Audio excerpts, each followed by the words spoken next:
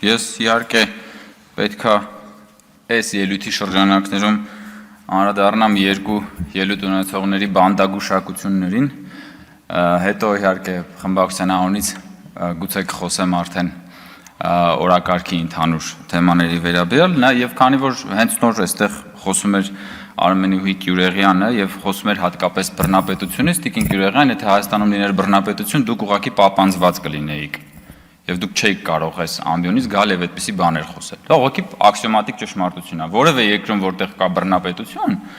որևէ մեկը չի կարող գալ եւ երկրի ղեկավարի, նրա ընտանիքի անդամների մասին ճամարտակել այն ամեն ինչը, ինչ որ դուք նոր այստեղից արեցիք։ Դա մեկ։ Երկրորդը, որ բան եք անում, ծաղրում եք էլի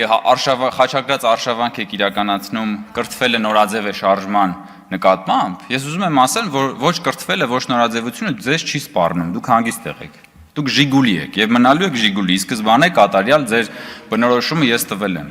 Ես իրեն անձնապես չեմ վիրավորում, ես ձեր մտածողությունն եմ ներկայացնում, պարոն Բա չէիք լսում պարոն Մինասյան, չէիք լսում Գյուրեղյանի ելույթը, չէիք լսում Գյուրեղյանի ելույթը մինչև հիմա, չէիք լսում, չէիք լսում, Գյուրեղյանին, պահանջեիք պարոն Արշակյանից, որ Տիկին Գյուրեղյանին բանանի, ասի մի վիրավորեք, բախի չասեցիք, ոնց ասի ինչ ասեք, բա գնա լսի,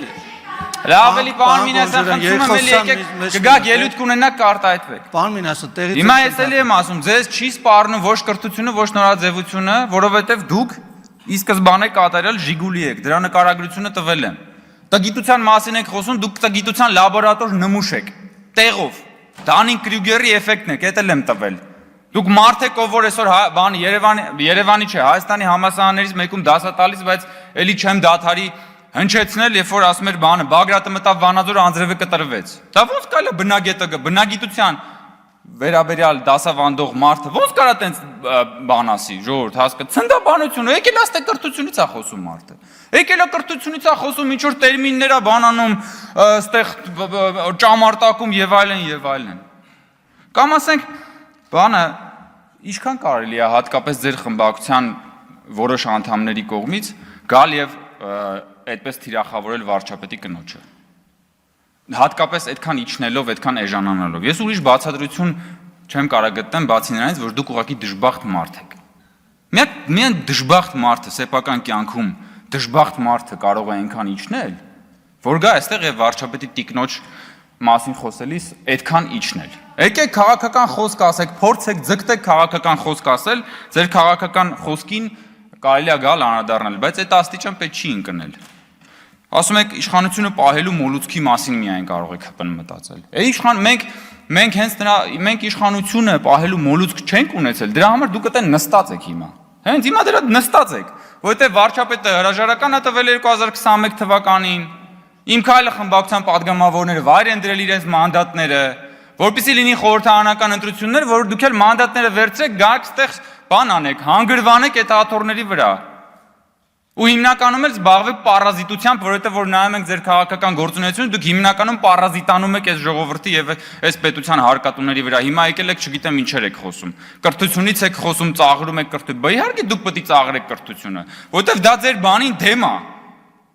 Ձեր կոդին դեմ է, ձեր ասում եք մեր քաղաքակրթական կոդը, բայց ձեր քաղաքակրթական կոդին դեմ է, ո՞նց պիտի դուք դրա մասին առանց ծաղրելու խոսեք։ Կամ այն մյուսը բանը խոսում է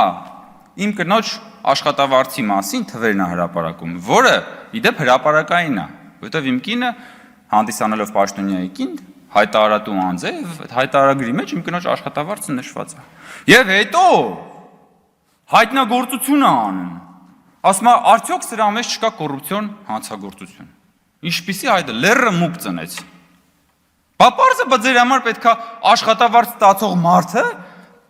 ձեր համար տարօրինակ պիտի լինի։ Բա աշխատավարձ ստանալն է ձեր համար տարօրինակ, ոչ թե հակառակը։ Բա դու գնացել նստել ես հələ շուրջ բոլորդ նայի, դու մեկը կողքի ապօրինի գույքի բռնագազման օրենքով շուրջ բոլորդ նստած մարդիկ անցնում են։ Մի կողմ նայես մեկը մանկապարտեզ է սեփականաշնորհել, այն մյուս կողմ նայես մեկը բանա հերը բանա հողերա սեփականաշնորհել մամուլում տեղ գտած բանով գերեզմանների տարածքա սեփականաշնորհել, այն մյուս կողմ նայես բաներ են արել, ամենա ինչ կա չկա բան են արել, մսխել են պետության, բա քո համար պարզ է, բա աշխատավարձ ստացող նորմալ օրինապահ քաղաքացին պետքա Պրոբլեմ լինի։ Բա ինչի մասին է խոսքը։ Եկել աստեղ բան է անում։ Տոհմիկ կաշառակերների շուրջ բանով շրջապատված մեկը եկել է խոսում է բանից, կոռուպցիոն ռիսկի մասին, մարդկանց մասին, ովքեր որ ուրեմն իրենց օրինական աշխատավարձով ապրում են։ Կամ այդ որ Թագուհի Թովմասյան մամուլում տեղ գտած հրապարակումների համաձայն դուք եւ նաեւ կարծեմ կոռուպցիայի կանխարգելման հանձնաժողովում էլ դա հրապարակված է։ 3 հատ տուն ունեք Երևանում։ Դուք որպես լրագրող ո՞նց եք Երևան քաղաքում 3 հատ տուն բան արել, ձեռք բերել։ Հա՞։ Մատ կգաք մի օր այդպես բան ունեք, ելույթ ունենաք եւ հարցեր տակ նաեւ համապատասխան կառույցների ղեկավարներին դրա մասին։ Դուք 2018 թվականից ոնց որ թե падգամավոր եք եւ չէիք հասցնի 3 հատ տուն առնել ըստ մամուլում տեղ գտած հրապարակումների։ Դուք լրագրող եք աշխատել այն ժամանակ, երբ որ լրագրության եւ քաղաքական ոլորտում հորի բարքեր էին տիրում։ Բայց այդ հորի բարքերի ժամանակ ձեր հատկապես որ լրագրողական ծառայության համար են ինչ վարձատրություն են տվել, որ դուք ըստ մամուլի 3 հատ տուն ունեք Երևան քաղաքում։ Մենք դուք ձեզ նայեք լը, ձեր ապրած կյանքը նայեք։ Ես իմ գործընկերոջ հետ ազգային ժողովի սրճարանում նստած ենք, ընդմիջման ժամ էր կամ աշխատանքային օրվա ընթացքում էր մի խոսքով եւ գրել է Հայկ Կոնջորյանը թզբեհ է քաշում սրճարանում նստած, համրիչ հայերենով։ Եվ տեսեք ինչ որ բան, սկանդալային լուր է դա դարձել Հայաստանի մեդիա դաշտում։ Ինչ։ Համրիչը ինձ մեկ-մեկ օգնում է, որպեսզի ես կենտրոնանամ, հա, քաշում եմ համրիչը, որ հետո գամ եւ քաշեմ քո շեֆերի սանձերը։